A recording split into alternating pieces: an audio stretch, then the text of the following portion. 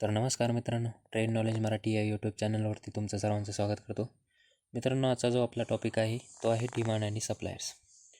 आपण शेअर मार्केटमध्ये ट्रेडिंग करतो. खऱ्या अर्थाने मार्केट हलतं कशामुळे? मार्केटवर जातं तेव्हा काम करत असते डिमांड आणि मार्केट खाली येते तेव्हा काम करत असते सप्लाय. आजच्या या व्हिडिओमध्ये आपण डिमांड आणि सप्लाय म्हणजे नेमकं काय आणि चार्टवरती ते कसं ओळखायचं आणि त्यावरून सेफ्टी एंट्री आणि एक्झिट कशी घ्यायची हे अगदी सोप्या आणि सरळ भाषेत समजून घेणार आहोत. म्हणून हा व्हिडिओ शेवटपर्यंत नक्की बघा, कारण हा तुम्हाला मार्केटचा खरा गेम समजणार आहे. डिमांड आणि सप्लायमध्ये काय काय गोष्टी घडतात हे सगळं बारीक गोष्टी आपण आज जाणून घेणार आहोत. व्हिडिओला शेवटपर्यंत नक्की बघा. चॅनलवरती नवीन असाल तर चॅनलला सबस्क्राईब करून घ्या आणि व्हिडिओला लाईक करा. तर इथं बघा मित्रांनो, प्राईस केव्हा वाढेल? जेव्हा डिमांड जास्त होईल. ही इथं डिमांड झाली आहे, ती जास्त झाली आहे, त्याच्या विरोधात सप्लाय कमी होईल. आता ही जी सेलिंग साईडला सप्लाय आली आहे ती डिमांडपेक्षा कमी आली आहे, ठीक आहे, तेव्हाच प्राईज वाढेल. हे बघा, इथून प्राईज वाढायला सुरुवात झाली. बघा, आता डिमांड जास्त केव्हा होईल? जेव्हा होत असलेली सप्लाय, जी ही सेलिंग साईडची सप्लाय आहे ती एकतर बंद किंवा कमी होईल. म्हणजे एकतर ती एखाद्या जागी जाऊन थांबली पाहिजे किंवा कमी झाली पाहिजे. म्हणजे सप्लाय लो साईडला आली पाहिजे. देन जे बायर्स लोक आहेत ते परत डिमांडला वरती घेऊन जाण्याला सुरुवात केली पाहिजे. इथं बघू शकता तुम्ही, चार्टमध्ये मी दाखवलेलं आहे मित्रांनो.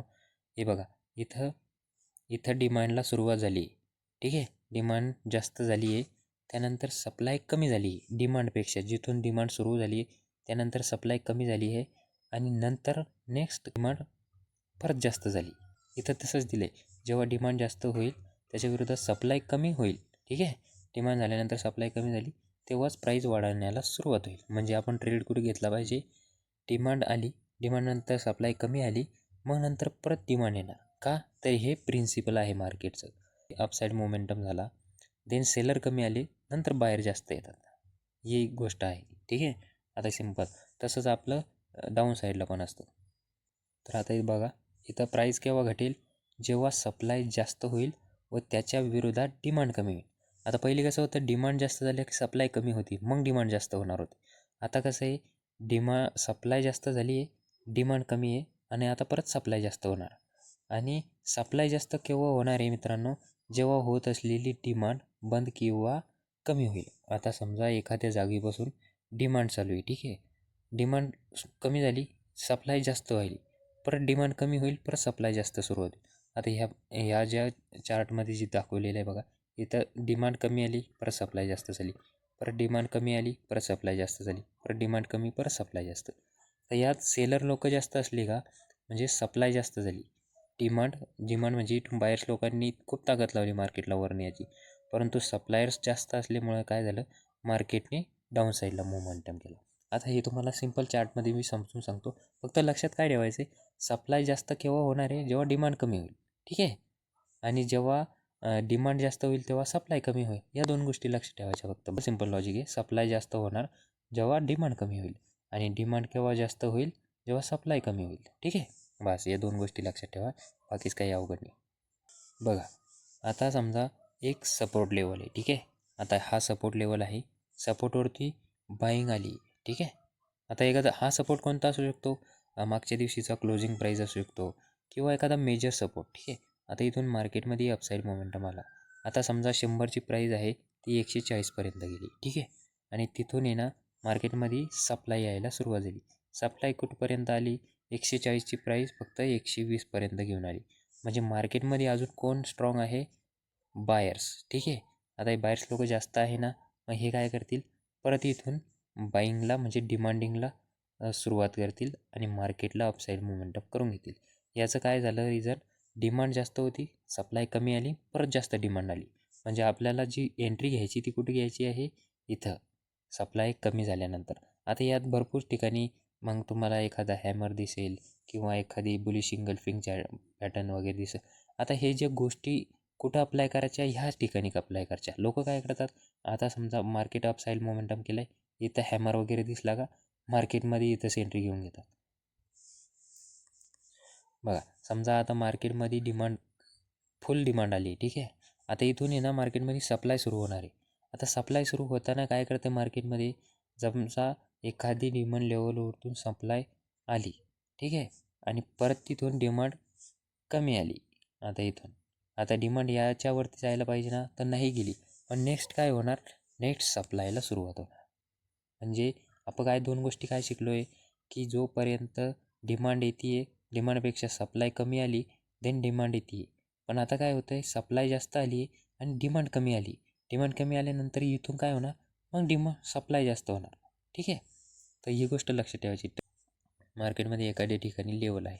आता इथून सप्लायला सुरुवात झाली, सप्लाय कमी आली आहे आणि मार्केटमध्ये परत डिमांडला सुरुवात झाली. आता डिमांडला सुरुवात झाल्यानंतर इथं हॅमर वगैरे बनला. आता हे हॅमर बनलेलं आहे ना, तर हा हा हॅमर एकदम ॲक्युरेट जागेवर आहे, कारण हा सपोर्टवरती पण आहे, सप्लाय पण कमी झाली आहे. आता नेक्स्ट मार्केटमध्ये अपसाईड मोमेंटम करण्यासाठी डिमांड जास्त येणार, कारण सप्लाय कमी झाल्यानंतर डिमांड वाढणार. का तर सप्लाय कमी झाली, म्हणजे जे सेलर्स लोक आहेत ते कमी आहेत मार्केटमध्ये, एवढं लक्षात ठेवायचं. जे सेलर लोक कमी आहेत, मग नंतर बायर्स लोक परत ॲक्टिव्ह होणार, कारण मार्केट अप ट्रेंडमध्ये आहे. कोणत्या अप ट्रेंडमध्ये. तर मग मार्केटमध्ये एंट्री कुठे होणार आपली, आपण काय करतो, एखादं ब्रेकआउट झालं का लगेच एंट्री घेऊन घेतो. मग मार्केट रिट्रेसमेंटमध्ये आपला SL हिट करून देतं, त्याने मग काय होतं, आपली सायकोलॉजी खराब होती. तर तसं होतं कामा नाही मार्केटमध्ये. आता सप्लायचं कसं बघणार मित्रांनो, एक मिनटं थांबा. रेजिस्टन्सपासून सप्लाय सुरुवात झाली.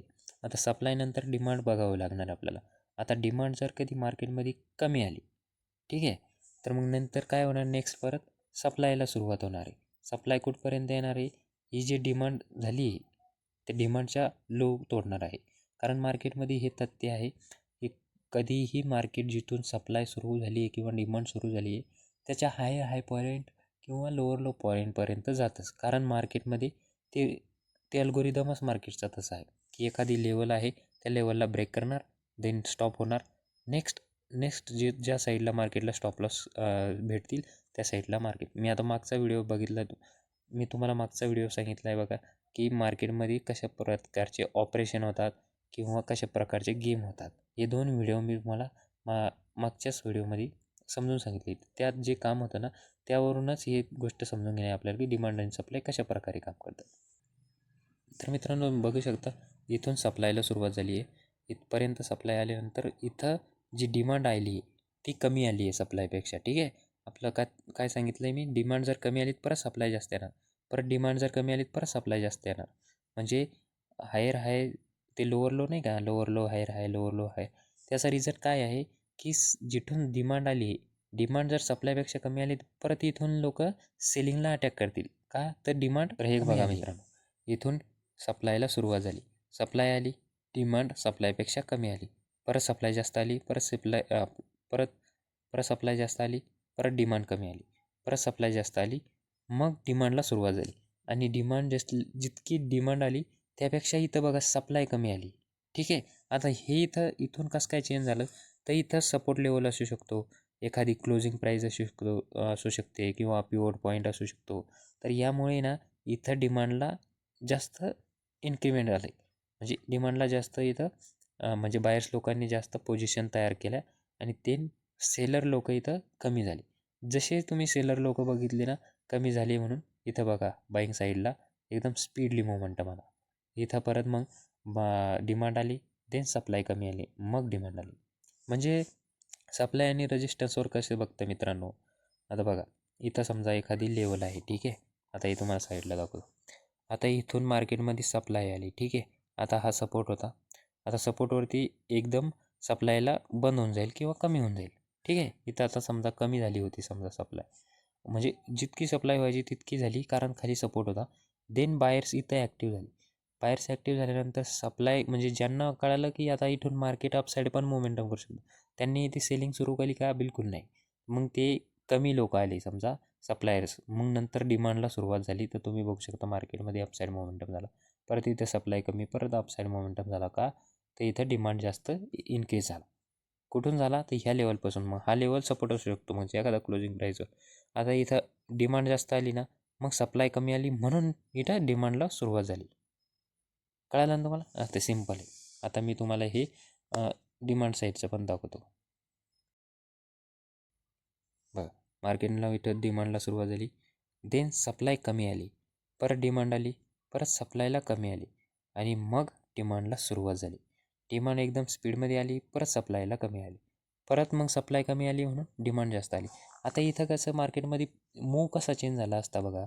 आता इथं सप्लाय आली ना, इथं जर डिमांड ह्या लेवलच्या वरती जर डिमांड नसते आली, इथपर्यंत समजा मार्केटमध्ये बायर्स आले असते, देन इथूनच मार्केटमध्ये डाऊन मोमेंटम सुरू झाला असताना, देन नेक्स्ट लोकांनी वेट काय केला असता की ही जी सप्लाय आली आहे आता ही, ती ह्या डिमांडच्या खाली येते का. मग ती जर खाली आली असती तर मग लोकांनी परत वेट काय केला असता की आता डिमांड आली नाही पाहिजे. डिमांड कुठं नाही आली पाहिजे, जिथून सप्लाय सुरू झाली. समजते ना तुम्हाला. आता समजा एखादी लेवलपर्यंत डिमांड आली हां, आणि त्याच्या थोडी सप्लाय आली आणि परत थोडी डिमांड आली. ठीक आहे, तर मग लोक वेट काय करते, आता फक्त सप्लाय जास्त आली पाहिजे. सप्लाय जास्त केव्हा आली, आता इथून जर सप्लाय जास्त आली परत डिमांड कमी आली पाहिजे, मग लोक इथं सेलिंग करतात, इथं सेल साईडला. आपण काय करतो, कुठेही बाय करतो, कुठेही सेल करतो, त्यामुळे आपला स्टॉप लॉस हिट होतो. हे लोक प्रत्येक गोष्टी बारकाईने बघता.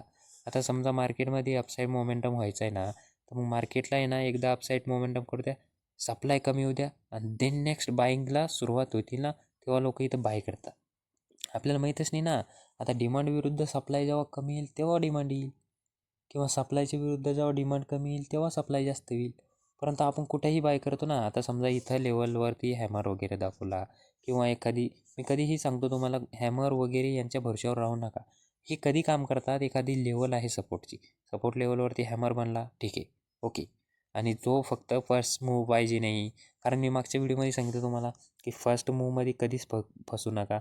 देन नेक्स्ट जेव्हा ब्रेक होईल आणि इथं कुठं हॅमर तुमचा स्पेशल, म्हणजे एखादी जी जी कॅन्डल तुम्हाला आवडते ती जर इथं तुम्हाला दिसली की लगेच तुम्ही बायला करू शकता. कारण तुमचं जे स्टॉप लॉस आहे ते हिट झालेले आहे, म्हणजे जे रिटेलर्स लोक आहे आता इथं ट्रॅप झाले. देन मग मार्केटमध्ये अपसाईड मोमेंटम येईल ह्या कॅन्डलसोबत, आणि मग मोमेंटम झाल्यावर मग आपण बघतो यार इथे कॅन्डल होता हॅमर, परंतु आपण ते एक एंट्री इथंच घेतली होती ना. मी मागच्या व्हिडिओमध्ये ते काय सांगितलं होतं, ते यासाठी सांगितलं होतं. आता डिमांड सप्लायमध्ये ते कसं काम करतं तुम्हाला ते पण सांगतो मी आता, ठीक आहे. डिमांड सप्लाय म्हणजे आता तुम्ही नाही का उठले की डायरेक्ट डिमांड बघशाल, सप्लाय बघशाल, आणि नंतर बाय करून ठेवशाल, आणि मग लॉस झाल्यानंतर परत मग मलाच विचाराल की असं कसं झालं. ठीक आहे, मी आता तुम्हाला बारकाईने समजून सांगतो. बघा, आता इथं एखादा सपोर्ट लेवल असेल म्हणून मार्केटने होल्ड केले. आता कन्सॉलिडेशनचा व्हिडिओ का नाही टाकला की तुम्हाला ह्या सर्व गोष्टी बारीकाईने समजून घेतल्यानंतर कन्सॉलिडेशन का होतं ते समजून घेण्यासाठी. हे छोटे छोटे टॉपिक तुम्हाला अगोदर समजून सांगतो की बेसिक तुम्हाला पकडले गेले का नंतर जे भारी म्हणजे जे चांगले चांगले टॉपिक आहे ते तुम्हाला कशा पद्धतीनं समजून सांगता येईल सोप्या पद्धतीने, त्यासाठी मी हे तुम्हाला बिल्ड करतो आहे. तुमचं माइंड एकदम याच्यात इन्व्हॉल्व करतो आहे तुम्हाला, की जेणेकरून तुम्हाला जे शिकवलं जाणार आहे नंतर ते किती पद्धतीने सोपं जाईल. ठीक आहे. तर आता इथं समजा मार्केटमध्ये अपसाईड पहिला मूव झाला, मी कधीही सांगतो पहिल्या मूवला कधीच बाय करायचं नाही. ठीक आहे. देन नेक्स्ट दुसरा मूव झाला. ठीक आहे, दुसरा मूव झाल्यानंतर काय मार्केटमध्ये हा लो तुटला पाहिजे होता. मी काय सांगितलं होतं, हा लो तुटल्यानंतर मग मार्केट इथून टर्न घेतं. परंतु आता इथं काय झालं, आपण डिमांड सप्लाय जर माहीत असतं आपल्याला तर आपण काय केलं असतं, लगेच इथं बाय केलं असतं. का तर मार्केटमध्ये डिमांड जास्त झाली, सप्लाय कमी होती, आणि देन डिमांड जास्त झाली, मग ह्या ब्रेकआउटला लोकांनी बाय केलं असतं. ठीक आहे. म्हणजे एक एक गोष्ट, जी ट्रेडर आहे ना त्याला काही अशी एकच गोष्टीवरती तो ठाम नाही आहे की इथं मी बाय करेल आणि मग बस मला प्रॉफिट होईल. याला सर्व गोष्टी माहिती आहे. तर हे कळलं तर तुम्हाला की डिमांड केव्हा वाढते. समजा एखाद्या लेवलपर्यंत, आता इथं एक लेवल होता समजा, हा रेजिस्टन्स इथं सपोर्ट बनला, देन सप्लाय कमी आली आणि मग परत इथं डिमांडला सुरुवात झाली. हे एक तथ्य आहे डिमांड सप्लायचं. तर असं मार्केट अपसाईड गेलं आहे. त्यानंतर सप्लाय आली. सप्लायच्या नंतर परत डिमांड आली. डिमांड आल्यानंतर हा जो रेजिस्टन्स होता तो ब्रेक झाला. ठीक आहे. ब्रेक झाल्यानंतर आपल्याला कुठे बाय करायला पाहिजे, तर आपण सप्लाय कमी आल्यामुळं इथं बाईंग झाली पाहिजे. आणि मग मी मागच्या व्हिडिओमध्ये सांगितलं तुम्हाला, लेवल ब्रेकआउट झाल्यानंतर इथं ट्रॅपिंग होते. ठीक आहे. ट्रॅपिंग झाल्यानंतर काय मार्केटमध्ये एंट्री कुठं झाली, डिमांडवरती इथं. मग इथं बाय झाल्यानंतर स्टॉप लॉस कुठं आहे आपला, या साईडला. मार्केटने अपसाईड मोमेंटम केला, हा हाय ब्रेक केल्यानंतर इथं जे नवीन रिटेलर येतं, त्यानंतर काय होतं, रिटेलर आल्यानंतर मार्केटमध्ये सपोर्ट आणि रेजिस्टन्सवरती आता इथं जी ना सप्लायला सुरुवात होईल. कारण मी मागच्या व्हिडिओमध्ये तुम्हाला सांगितलं होतं की अपसाईड मोमेंटम कोणतीही लेवल ब्रेक झाल्यानंतर तिथं सेलर्स लोक ॲक्टिव्ह होऊन जातात मार्केटमध्ये. इथून रेजिस्टन्सवरती असा सप्लाय आल्यानंतर परत ह्याच लेवलचा सपोर्ट घेऊन मार्केट अपसाईड मोमेंटम करतं. देन अगेन कोण ट्रॅप झाले इथं?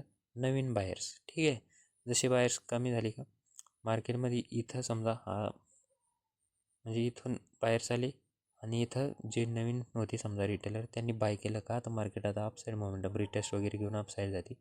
पण मार्केट काय करणार इथं? डिमांड कमी आली. ठीक आहे, डिमांड कमी आल्यानंतर मग काय सांगितलं आपण? सप्लाय आली, सप्लायपेक्षा डिमांड कमी आली आणि मग सप्लायला सुरुवात होणार. मग इथं मार्केटमध्ये सेलर्स येणार. मग इथं आपण ट्रेड घ्यायचा. समजलं ना? आता समजा एखादी लेवल आहे, लेवलवरतून मार्केट सप्लाय आलं, सप्लायत परत डिमांड जास्त आली, सप्लाय कमी होते म्हणून हा हाय ब्रेक झाला. म्हणजे सपोर्ट आणि रेजिस्टन्सवरती मी तुम्हाला सांगतो कशा प्रकारे होतं. समजते ना तुम्हाला मी कसं शिकवतोय? फक्त लक्षात काय ठेवायचं आहे मित्रांनो, की सप्लायपेक्षा डिमांड कमी आली ना, ठीक आहे, सप्लायपेक्षा डिमांड कमी आली परत सप्लाय जास्त येणार. ओके, आणि देन मार्केटमध्ये डिमांड आली, सप्लाय कमी आली, मग डिमांड येणार. एवढं लक्षात ठेवायचं. ओके, आता बाय साईडला सांगितलं, आता सेल साईडला. आता मार्केटवरती हा रेजिस्टन्स आहे. ठीक आहे, रेजिस्टन्सवरती मार्केटमध्ये एक सप्लायला सुरुवात झाली, सप्लाय आली, देन परत मार्केटमध्ये डिमांड आली, डिमांड पण सप्लायपेक्षा कमी आली. इथं जी डिमांड झाली ती सप्लायपेक्षा कमी झाली. देन मार्केटमध्ये काय होणार? मग सप्लायपेक्षा डिमांड कमी झाली, मग परत सप्लायला जास्त होणार. सप्लायला जास्त झाली का सपोर्ट आणि रेजिस्टन्सवरती. अजून पण लक्ष ठेवा, कुठं चालू आहे आपलं? सपोर्ट आणि रेजिस्टन्सवरती. आता हा सपोर्ट झाला होता, इथून मार्केट अपसाईडला डिमांड येईल, ती डिमांड कमी आली, देन मार्केटमध्ये सप्लाय जास्त आली. सप्लाय जास्त आल्यामुळं काय झालं? ही जी लेवल होती ती ब्रेक झाली. ब्रेक झाल्यानंतर मी काय सांगितलं तुम्हाला? ब्रेकआउट लोक सेल करतात. मग इथं सगळे लोक सेल करायला लागतील आणि देन इथं इनसायडर लोक बाईंग करायला सुरुवात करतील, म्हणजे डिमांड आणायला सुरुवात करतील. देन मार्केट काय करेल? इथून डिमांडला सुरुवात करेल, परत इथून सप्लायला सुरुवात होईल आणि सप्लाय ह्या लोच्या खाली जाणार नाही. ठीक आहे, नाही गेली की लगेच मग मार्केटमध्ये सप्लायर्स कमी आली म्हणून मार्केटमध्ये डिमांड सुरुवात होईल. आणि ही ट्रॅपिंग मी तुम्हाला मागच्या व्हिडिओमध्ये कशी सांगितली होती? अपसाईड मोमेंटम होईल, देन लो तोडतील आणि मार्केटमध्ये एखाद्या रिटेस्ट घेऊन मार्केटमध्ये अपसाईड मोमेंटम करतील. हा फरक आहे मार्केटमध्ये. म्हणजे ह्या लेवलवरची ब्रेक झाल्यानंतर इथे ट्रॅपिंग झाली आणि मार्केटमध्ये इथं बायर्स लोक आले, जे इनसायडर लोक म्हणतात. मग मार्केटमध्ये अपसाईड मोमेंटम. इथलं सिम्पल आहे मित्रांनो. याला आपण कसं आहे ना, नॉलेज चांगलं भेटत नाही, त्याच्यामुळं फक्त कॉम्प्लिकेटेड झालं आहे. बाकीचं काही विषय नाही आहे. हा तुम्हाला बेसिक आहे. व्हिडिओ काही आपल्याला विकत घ्यायचा नाही आहे. परत बघा, एकदा नाही समजलं दोनदा बघा, दोनदा नाही समजलं तीनदा बघा, अनलिमिटेड बघा. फक्त बारकाईनं बघा, एक गोष्ट समजून घ्या मी काय पद्धतीने शिकवतो आहे आणि चार्टवरती अप्लाय करा. जाऊन चार्टवरती आता तुम्ही जर गेला, आता परत एखादा व्हिडिओ म्हणजे परत काय करा, हा व्हिडिओ एकदम शांत पद्धतीने बघून घ्या आणि नेक्स्ट मग डायरेक्ट मार्केटमध्ये जो ट्रेडिंग चार्ट आहे तुमचा कोणत्या इंडेक्सचा तुम्हाला फेवरेट असेल तो ओपन करा. लगेच तुम्हाला त्यापुढे समजून जाईल की मी कशा पद्धतीने सांगत होतो आणि ते तुम्हाला दिसायला सुरुवात होईल की आपण काय बघत होतो 15 मिनटं अगोदर आणि आता काय समजते. चला भेटूया पुढच्या व्हिडिओमध्ये. व्हिडिओला लाईक करा मित्रांनो, तुमच्या मित्रांपर्यंत शेअर करा ज्या मित्रांना तुम्हाला खरंच शिकवायचं, म्हणजे सोबत ट्रेडर बनवायचं आहे किंवा त्याला काय कळते या व्हिडिओमधून, तुम्हाला काय कळते, दोघांचं कन्व्हर्सेशन करा आणि डिस्कस करा दोघं आणि मग समजून घ्या की मार्केटमध्ये कशा प्रकारचे होते. म्हणजे जेणेकरून कसं आहे, एकाचा माइंड वेगळं काम करतो, दुसऱ्याचा माइंड वेगळ्या पद्धतीने काम करतो, परंतु गोष्ट जर ओकेमध्ये असली ना, दोघांचाही सारखा जर माइंड काम करायला लागला ना, मग आणखी ती गोष्ट सोपी जात असते. त्यामुळे व्हिडिओला लाईक करा आणि शेअर करा.